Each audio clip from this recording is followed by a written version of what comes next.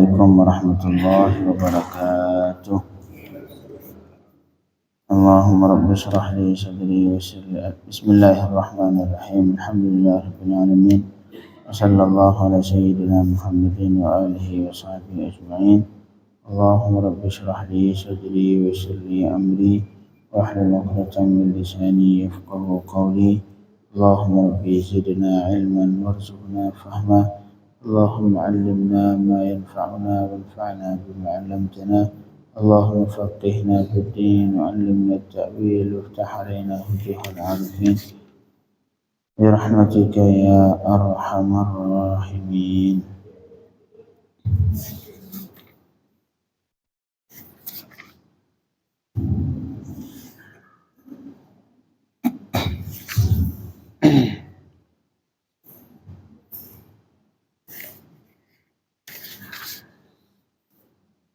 Bapak Ibu yang dirahmati Allah Subhanahu wa taala, kita lanjutkan pembacaan tafsir Jalalain.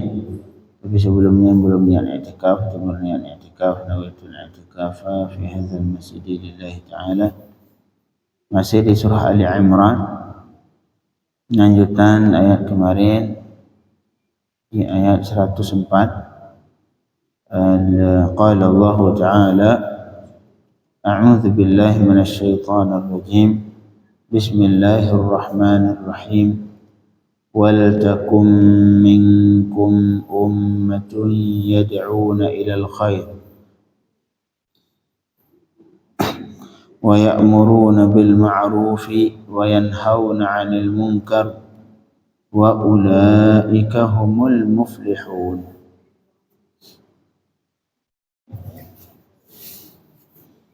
Ya, di ayat sebelumnya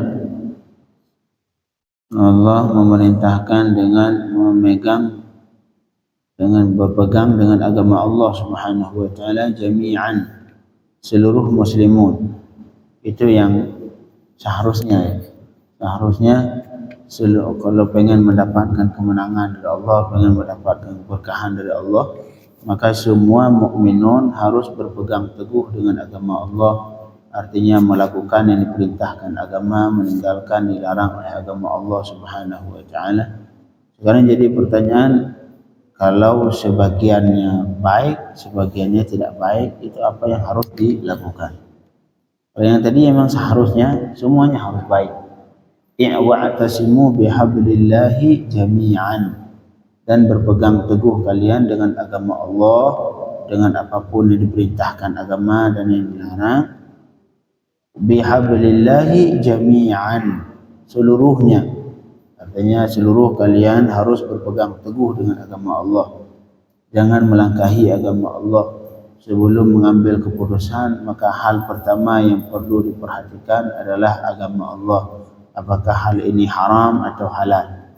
Kalau itu halal, silahkan lanjutkan. Kalau itu haram, jangan dilanjutkan. Nah, jadi yang seharusnya memang seperti itu. Semua kita mukminin ini harus menjalankan agama sesuai dengan yang diinginkan Allah Subhanahu wa taala. Tetapi kalau sebaliknya, kalau terjadi misalkan sebagian baik, sebagian tidak baik, apa yang harus dilakukan? Nah, baru ayat ini Allah sampaikan.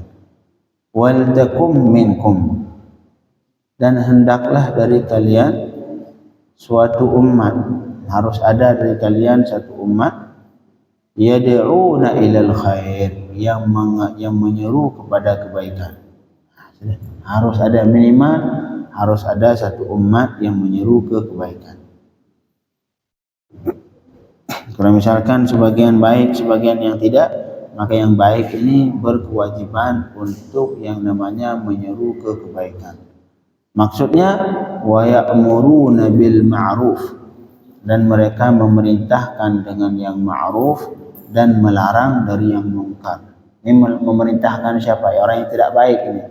Orang yang belum berpegang dengan agama Allah, masih melakukan yang mungkar, masih meninggalkan yang ma'ruf, maka di situ kewajibannya bagi orang yang sudah berpegang dengan agama Allah, mereka di samping wajib melakukan berpegang teguh dengan agama Allah, tapi Allah memerintahkan mereka untuk mengajak kawan mereka yang belum melakukan yang belum berpegang dengan agama Allah, yaitu dengan cara amar ma'ruf nahi munkar. Amar ma'ruf nahi munkar sesuatu yang sudah tidak terjadi lagi zaman sekarang, sudah tidak ada lagi, ini ada lagi. Amar ma'ruf nahi munkar sudah sulit terjadi. Paling kalau amar ma'ruf masih ada yang mendakwah di sini, dakwah tabligh akbar. Untuk nahi munkar hampir punah. Hal yang hampir punah dari kalangan umat Islam sekarang nahi munkar. Di mana kemudian ma'ruf di sini artinya ma talabahu syari'. Jadi ketika yang amar ma'ruf, maksud ma'ruf saja. Ma'ruf di sini artinya sesuatu yang dituntut oleh syariat. Jadi tuntutan syariat baik berbentuk wajib atau berbentuk sunnah, termasuk sunnah juga. Kita juga dianjurkan untuk mengajak orang lain melakukan perkara sunnah seperti jamaah.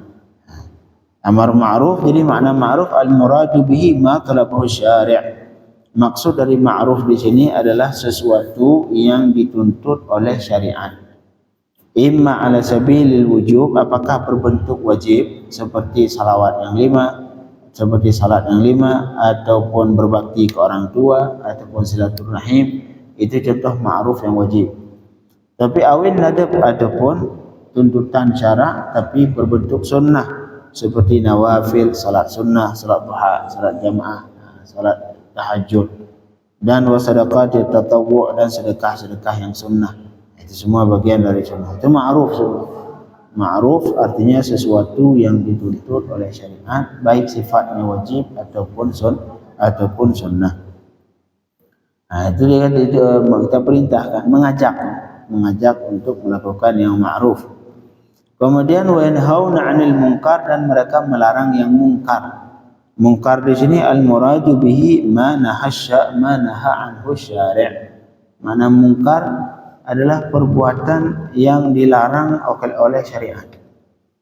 Dilarang imma ala sabilil hurmah, baik bentuk dalam bentuk haram seperti zina, wal qatl, membunuh, sariqah, mencuri, atau ala sabilil karahah, ataupun bentuknya makruh. Karena makruh bukan mubah. Beda mubah dengan makruh. Kalau mubah ini silahkan lakukan, iya, juga lakukan juga iya. Kalau makruh dilarang. Makruh perbuatan yang dilarang oleh syariat, tetapi larangannya tidak sekuat haram, sehingga kalau dilakukan dihukum. Tapi antara haram dengan makruh itu memiliki kesamaan. Dua-dua ini adalah sesuatu yang dilarang oleh Allah Subhanahu wa ta'ala. Makanya bagian dari nahi mungkar yaitu melarang orang lain ketika melakukan yang makruh. Jadi baik makna mungkar sesuatu yang dilarang oleh syariat, baik sifatnya haram seperti zina, membunuh, mencuri, atau ala sabilil karahah, ataupun sifatnya makruh. Sekedar makruh juga bagian dari mungkar. Makruh bagian dari mungkar. Jadi di sini Allah sampaikan apabila umat Islam itu pecah sebagian baik, sebagian tidak baik, maka orang baik ini berkewajiban untuk melakukan yang namanya amar ma'ruf nahi munkar. Karena ketika umat sudah tidak lagi amar ma'ruf nahi munkar, sudah hancur sudah. Ketika Allah turunkan azab, kata Allah Subhanahu wa ta'ala, wattaqu fitnatan la tusibanna alladhina zalamu minkum khassah. Takutlah kalian ke sebuah fitnah yang ketika Allah turunkan pasti itu fitnah tidak menimpa orang jahat doang. La tusibanna alladhina zalamu khassah. Itu ketika Allah turunkan itu azab ataupun bala tadi tidak menimpa khusus orang-orang yang zalim, tidak, tapi umum, semua saja. Kalau Allah turunkan banjir semua, mau baik tidak baik sama semua. Makanya, tapi di ayat yang lain Allah sampaikan, wa ma kana rabbuka liyuhlikal qura bizulmin wa ahluha muslihun. Dan Allah tidak akan sama sekali mengazab ataupun menghancurkan sebuah daerah dengan sebab kezaliman, wa ahluha muslihun, padahal sebagian dari penduduknya masih memperbaiki dengan amar ma'ruf nahi munkar. Masih ada orang yang baik, masih ada yang mengajak kebaikan, masih ada yang melarang keburukan. Nah, itu kalau yang seperti itu, selama masih ada orang yang, selama ahli kampungnya tadi, ahli daerah tadi, penduduknya itu masih memperhatikan syariat Islam dengan cara amar ma'ruf nahi munkar, Allah tidak akan mengazab itu. Wa ma kana rabbuka liyuhlikal qura bidzulmin wa ahluha muslihun. Dan tidak sama sekali Allah menghancurkan sebuah daerah dengan kezaliman mereka, wa ahluha muslihun, padahal penduduknya di situ masih ada yang memperbaiki, masih ada yang amar ma'ruf, masih ada yang nahi munkar. Nah, itu insyaallah bisa menjaga, jadi dakwah sebagian ini bisa menjaga dari turunnya azab dari Allah Subhanahu wa taala. Ya'muruna bil wal takum minkum, dan hendak adalah dari kalian suatu umat, yad'una ilal khair, mereka yang selalu menyeru ke kebaikan, yaitu Islam di sini, menyeru untuk berpegang teguh dengan agama Islam. Wa ya'muruna bil ma'ruf, dan mereka memerintahkan yang ma'ruf. Wa yanhauna 'anil munkar, mereka melarang dari yang munkar. Wa ulaika humul muflihun, dan mereka itulah yang sebenarnya, mereka itu yang menyeru ke ma'ruf, melarang dari yang munkar. Humul muflihun, yang akan selamat, yang akan mendapatkan kebahagiaan. Al-faizun, yang mendapatkan kemenangan. La ilaha illallah. Wa min litab, kemudian yang wal takum minkum, itu min untuk menunjukkan sebagian. Min litab'id, min itu fungsinya ataupun maknanya untuk menunjukkan ke sebagian. Lianna ma dzukira, karena amar ma'ruf nahi munkar itu fardu kifayah. Amar ma'ruf nahi munkar adalah fardu kifayah. La yalzam kulla ummatin, yang tidak wajib setiap umat wajib amar ma'ruf nahi munkar, tapi minimal apabila ketika melihat munkar wajib mencegah. Disebutkan sebagai hadis, idza ra'a minkum munkaran falyughayyirhu bi yadihi, fa in lam yastati' fa bi lisanihi, fa in lam yastati' fa bi qalbihi. Seseorang yang melihat munkar, ini melarang mungkar juga ketika melihat. Jangan ada yang namanya mencari-cari kesalahan ataupun tajassus. Kita ngecek, ngintip di rumahnya. Nah, ini enggak boleh, itu haram tajassus.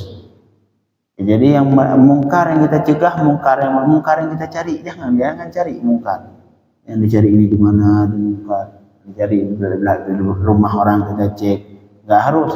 Idza ra'a, kata Rasul, apabila melihat, kita jalan tiba-tiba melihat munkar, itu falyughayyirhu biyadihi, maka harus bagi orang yang memiliki kekuatan, baik dengan misalkan dia pejabat negara ataupun misalkan dia yang jadi RT RW yang memiliki wewenang, falyughayyirhu biyadihi, maka ia harus mencegahnya dengan kekuatannya. Misalkan dia ketua RW, sedangkan di daerahnya itu, di RW-nya ada yang minum khamar, ada yang melakukan maksiat, itu kewajiban RW tadi harus melarang, karena beliau punya wewenang di situ, punya hak.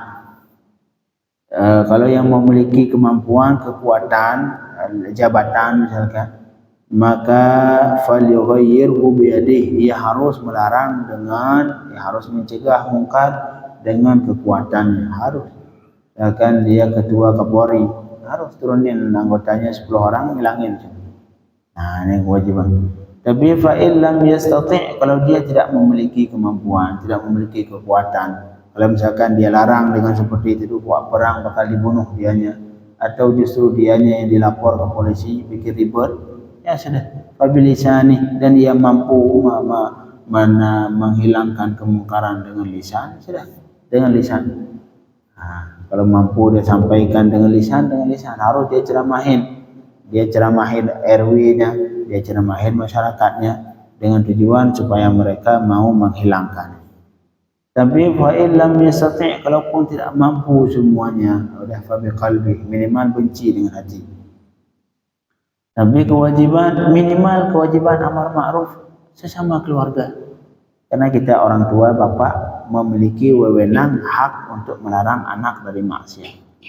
Minimal ke setiap keluarga masing-masing. Bapak menjaga anaknya, bapak menjaga istrinya, ibu menjaga anaknya, kakak menjaga adiknya. Jadi dalam minimal dalam keluarga. Kalau semua keluarga menjaga, melakukan ini amar ma'ruf nahi munkar, insyaallah aman negara kita. Yang terjadi sekarang tidak. Bapak sendiri, ibu sendiri, anaknya kemana? Akhirnya bapaknya nggak pernah merhatiin anaknya, bapak nggak pernah merhatiin istrinya, sehingga yang ini tidak terjadi amar ma'ruf nahi munkar. Wa ulaika humul muflihun. Makanya minimal kita melakukan amar ma'ruf nahi munkar ke keluarga pribadi. Ke anak belum salat, ya suruh salat. Anak yang masih melakukan maksiat larang, iya. Anak yang duitnya duit haram, larang dia, suruh nyari duit tempat yang halal. Itu minimal amar ma'ruf nahi munkar ke keluarga pribadi. Karena Rasulullah sallallahu alaihi wasallam dulu ketika mendakwah keluarga beliau pertama sekali. Kata Allah Subhanahu wa taala, wa anzir ashiratakal aqrabin. Wahai Muhammad, pertama sekali yang harus kamu dakwahkan adalah keluarga terdekatmu. Nah, kayak orang pertama yang didakwah oleh Rasulullah adalah keluarga terdekatnya. Nah, itu sebagai bukti bahwa bahwa orang kewajiban kita dalam hal dakwah ini minimal ke keluarga pribadi, minimal. Kalau misalkan kita nggak sanggup dakwah di luar, minimal keluarga. Tapi kalau masing-masing semua keluarga ingin menjaga keluarganya dengan baik, insya Allah aman. Insya Allah karena masyarakat negara ini gabungan dari provinsi adalah gabungan dari beberapa kabupaten, gabungan dari beberapa kecamatan, dari desa, RW, RT, keluarga. Ujungnya kakak. Kalau per kakak ingin memperbaiki, semua kakak memperbaiki, sudah nggak perlu lagi RW, nggak perlu RT, semuanya sudah baik. Lianna la yalzam kulla ummah. Jadi amar ma'ruf nahi munkar ini tidak wajib akan setiap umat. Tapi siapapun yang melihat munkar wajib. Wala yaliqu bi kulli ahadin. Dan amar ma'ruf nahi munkar juga tidak layak dengan seluruh orang. Kal jahil, orang yang bodoh. Kecuali memang ma'ruf ataupun mungkar yang ma'ruf, ataupun yang sudah seperti salat. Tapi ada kadang-kadang mungkar yang tidak diketahui kecuali orang alim. Ini jangan. Berapa banyak orang yang mengingkari perbuatan yang pada hakikatnya bukan mungkar, dan banyak orang yang menyeru kepada ma'ruf padahal itu bukan ma'ruf. Nah, ini bermasalah juga. Amar ma'ruf nahi mungkar dilakukan oleh orang yang tidak memiliki pengetahuan tentang agama Islam, akhirnya kebalik, dia melarang perbuatan dianggap mungkar padahal bukan, ataupun sebaliknya dia mengajak ke yang ma'ruf, dia anggap ma'ruf padahal itu sebenarnya bukan ma'ruf. La ilaha illallah. Makanya amar ma'ruf, kecuali memang perkara-perkara yang sudah ijma seperti salat 5 waktu jamaah, itu lain, itu semua wajib, akan lakukan oleh semua. Amar ma'ruf nahi munkar, perbuatan yang memang sudah ijma. Dan juga untuk nahi munkar, kata ulama, ketika melarang munkar, jangan melarang sesuatu yang masih diperselisihkan. Ya kan, ada dua pendapat, satu pendapat haram, satu pendapat misalkan mubah, itu nggak usah larang. Mungkin dia ngikut pendapat ulama yang mengatakan mubah. Ini yang dilarang, usahakan perbuatan yang sudah ijma, tentang keharamannya ataupun kemakruhannya, atau minimal kita tahu dia ini orang yang melakukan pendapatnya dia mengatakan haram. Kan kita tahu bahwa dia mazhab dia ini haram, itu boleh kita larang. Walaupun dalam mazhab yang lain tidak haram misalkan. Tapi dalam keyakinan dia yang melakukan ini hukumnya haram. Kita yang melihat harus melarang, harus amar ma'ruf nahi mungkar. Karena bagi yang melakukan itu, perbuatan yang ia lakukan itu haram menurut dia. Nah, walaupun ini perbuatan tidak ijma' haram, masih ada mazhab yang membolehkan, tapi dia melakukan itu dengan keyakinan haram karena memang mazhab dia kebetulan haram. Ini yang seperti ini tetap diharuskan nahi mungkar. Tapi kalau misalkan kita nggak tahu perbuatan ini, memang ada khilaf, ada yang mengatakan mungkar, ada yang mengatakan tidak. Kemudian tiba-tiba ada yang melakukannya, udah biarin aja. Mungkin dia ngikut pendapat yang menyatakan bahwa itu sesuatu yang bukan mungkar. Maka di sini kata ulama, wa kata Imam Suyuti, wala yaliqu bi kulli ahadin. Ini amar ma'ruf nahi mungkar juga kadang-kadang tidak layak dengan semua orang. Kalau jahil orang nggak tahu yang ma'ruf, nggak bisa membedakan antara yang ma'ruf dan mungkar, ini nggak usah amar ma'ruf. Tinggal bagi dia amar ma'ruf nahi mungkar cuman masalah-masalah yang sudah sudah ijma', seperti salat 5 waktu, seperti jamaah, sedekah, itu silahkan. Tapi hal-hal yang sedikit tersembunyi hukumnya yang tidak bisa diketahui kecuali oleh orang yang mempelajari ilmu, maka di situ jangan, udah biarin aja, nggak usah amar ma'ruf. Takutnya kebalik nanti, bisa-bisa dia mengingkari ataupun melarang perbuatan yang ia anggap mungkar padahal bukan, ataupun sebaliknya ia menyeru kepada perbuatan yang ia anggap ma'ruf padahal bukan ma'ruf. La ilaha illallah. Jadi sekali lagi, apabila wal takum minkum ummatun, apabila di tempat kita itu ada orang baik, ada yang tidak baik, maka untuk mendapatkan keberkahan dari Allah, untuk mendapatkan supaya terhalang dari bala Allah Subhanahu wa taala, kewajibannya harus sesama kita yang namanya amar ma'ruf nahi mungkar. Wa ulaika humul muflihun, dan mereka itu orang yang melakukan amar ma'ruf nahi mungkar, humul muflihun, adalah orang-orang yang mendapatkan keberuntungan. Insyaallah besok kita lanjutkan dengan wala takunu qalidina. Allahumma fattihna fid din wa 'allimna at-ta'wil waftah 'alaina futuhal 'arifin. Wa sallallahu ala sayyidina Muhammadin wa alihi wa sahbihi wa sallam. Alhamdulillahi rabbil alamin.